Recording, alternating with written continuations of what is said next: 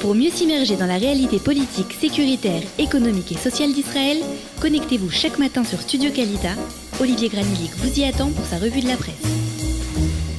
Revue de la presse et des médias israéliens, donc avec le titre de Maariv ce matin qui nous parle de moins de manifestations et plus d'incendies. C'est en tout cas le titre ce matin de ce quotidien pour nous parler des manifestations qui ont eu lieu ce vendredi. Et le Yediot Ahronot n'hésite pas de parler des déceptions pour le Hamas. Le Hamas qui attendait plus de 50 000, même de 50 à 100 000 personnes pour ces manifestations de ce dernier vendredi du Ramadan.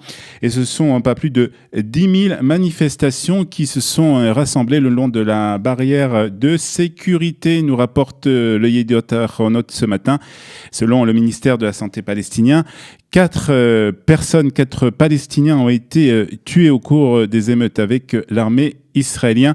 C'est ce qu'ajoute le Haaretz. Le Haaretz qui nous apprend par ailleurs aussi que l'ambassadeur palestinien auprès des Nations Unies, Riyad Mansour, a condamné les incidents qui se sont déroulés vendredi et a demandé une réunion de l'Assemblée générale des Nations Unies, une réunion d'urgence qui se tiendra, nous apprend donc le Haaretz ce matin, qui se tiendra mercredi. Dans un communiqué, l'ambassadeur israélien à l'ONU, Dani Danon, a lui critiqué la session qui a été donc annoncée. Et ce matin, sur Galei Tzahal, il a annoncé qu'il avait demandé, lui, la tenue d'une réunion du Conseil d'urgence des Nations Unies pour dénoncer justement les agressions palestiniennes contre Israël. Le Maariv ajoute que, par ailleurs, à l'occasion donc du dernier vendredi du Ramadan, plus de 90 000 Palestiniens ont traversé les différents points de passage entre la Judée-Samarie et Jérusalem pour se rendre sur le mont du Temple.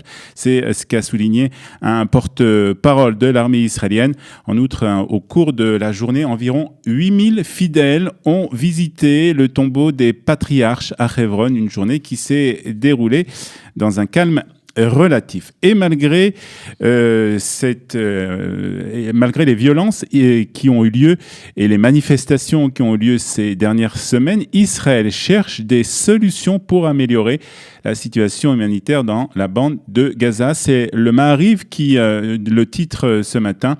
En effet, le cabinet de la sécurité doit se réunir pour discuter de la situation humanitaire dans la bande de Gaza et certains allègements sont à l'ordre du jour. Israël Hayom nous donne une liste de ces mesures qui pourraient être prises par le cabinet de sécurité, permettre l'entrée de 6 000 travailleurs de Gaza vers Israël, la transformation du checkpoint d'Erez en passage de marchandises et sa connexion avec le port d'Ashdod, et puis l'assouplissement aussi des restrictions sur des Palestiniens, en tout cas dans la bande de Gaza. Le ministre israélien de la Défense s'oppose à ces allègements. Ce matin, il a déclaré sur Galei Tzahal que ceux qui pensent que l'amélioration de la situation économique stoppera la violence du Hamas se trompent. Déclaration donc ce matin de Avigdor Lieberman sur Galei Tzahal. Il s'agit en tout cas, nous dit le Israël Hayom, de la première discussion sur la situation humanitaire dans la bande de Gaza depuis longtemps, après que Binyamin Netanyahou ait clairement indiqué à la fin de sa rencontre la semaine dernière avec la chancelière allemande qu'Israël examinerait diverses possibilités pour empêcher l'effondrement humanitaire à Gaza. Et le Yediot Ahronot nous apprend que pour la première fois depuis les émeutes dans la bande de Gaza, l'armée de l'air israélienne a procédé samedi à une frappe d'avertissement contre des Palestiniens à Gaza qui préparaient des cerfs-volants chargés de produits incendiaire. L'armée israélienne a affirmé dans un communiqué avoir repéré un groupe de Palestiniens qui préparaient des ballons équipés d'engins explosifs destinés à provoquer des incendies en territoire israélien. L'armée considère la manipulation de cerfs-volants et de bombes incendiaires comme dangereuse et emploie tous les moyens pour empêcher leur utilisation, a déclaré samedi un porte-parole de l'armée israélienne. Le Yediot Ahronot ajoute qu'à l'heure actuelle, quelques 200 incendies ont été provoqués par les cerfs-volants et 1000 hectares de champs qui se trouvent le long de la frontière avec Israël sont partis en fumée. Ces incendies auraient causé des dégâts estimés à plusieurs millions de shekels. Et le Haaretz, c'est le Yediot Ahronoth, nous parle ce matin d'un rapprochement entre le Hezbollah et le Hamas. En effet, l'ambassadeur israélien à l'ONU, Dani Danon, a déclaré aux membres du Conseil de sécurité des Nations Unies que la milice terroriste chiite du Hezbollah aide le Hamas à établir une force armée au Liban. Dani Danon a affirmé que le Hamas renforce actuellement ses liens avec le Hezbollah au Liban avec l'approbation et le soutien de l'Iran et travaille à établir des capacités, a-t-il dit, à partir du territoire libanais. L'ambassadeur israélien a mis en garde le Conseil de sécurité contre la coopération entre les organisations terroristes et a signalé qu'Israël ne restera pas les bras croisés face à ces nouvelles et anciennes menaces. Israël fera tout pour assurer la sécurité de ses citoyens, a ajouté l'ambassadeur, phrase reprise ce matin par le Haaretz. Et puis toute la presse israélienne revient sur l'incident diplomatique entre le bureau du Premier ministre et la ministre européenne des Affaires étrangères. En effet, la déléguée aux Affaires étrangères de l'Union européenne, Federica Mogherini, a annulé en dernière minute une visite qu'elle devait effectuer en Israël aujourd'hui. Sa décision a été prise après qu'elle ait été informée par le Premier ministre Benjamin Netanyahou que celui-ci refusait de la recevoir comme elle le demandait. Federica Mogherini était invitée à participer demain à un congrès d'une organisation juive américaine, mais elle pensait qu'elle pourrait profiter de sa présence pour rencontrer le Premier ministre. Eh bien, le Yediot Ahronoth nous apprend que ce dernier a refusé de la recevoir, sans savoir qu'elle adoptait des positions très hostiles à Israël.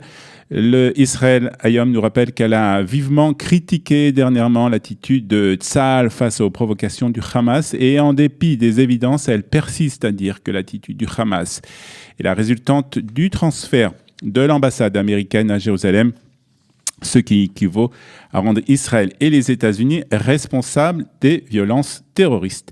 Donc, annulation de cette visite. Et puis la chaîne Esser, Arutz Esser de la télévision israélienne, a publié un sondage ce week-end. Benjamin Netanyahou et le Likoud continuent d'être à la tête de tous les sondages.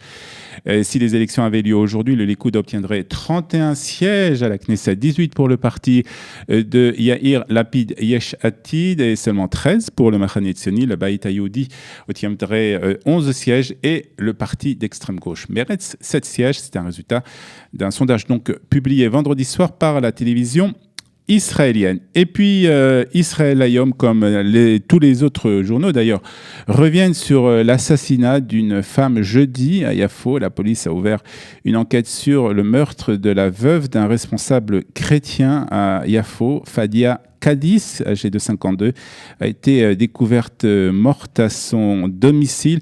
Elle a apparemment été poignardée quelques heures avant la découverte de son corps. 2 suspects ont été arrêtés, nous dit ce matin le Israël Hayom. Les enquêteurs estiment qu'au moins un des suspects, âgé de 18 ans, connaissait Kadis car il n'y avait aucune trace d'effraction dans la maison. Une ordonnance de non-publication a empêché la diffusion des détails sur l'identité des suspects. Le Yediot Ahronoth nous rappelle qu'au mois de décembre 2012, l'époux de Kadis, Gabi, avait été lui aussi assassiné par un Père Noël au cours d'un défilé organisé donc à l'occasion de la fête chrétienne. Il était le président de l'association chrétienne orthodoxe de Yafo. Et puis tous les journaux ce matin on publie des photos de la Gay Pride qui s'est déroulée ce vendredi à Tel Aviv. Plus de 250 000 personnes ont défilé dans les rues de Tel Aviv et les grandes chaleurs de ce vendredi n'ont pas empêché donc les marcheurs de participer à cette Gay Pride. Plus de 30 000 personnes touristes sont venus à Tel Aviv à cette occasion. Un défilé qui s'est terminé par un spectacle auquel participait entre autres Netta Barzila qui a remporté, comme vous le savez, le concours Eurovision de la chanson. Pour mieux s'immerger dans la réalité politique, sécuritaire, économique et sociale d'Israël, connectez-vous chaque matin sur Studio Kalita. Daniel Haïk vous y attend pour sa revue de la presse.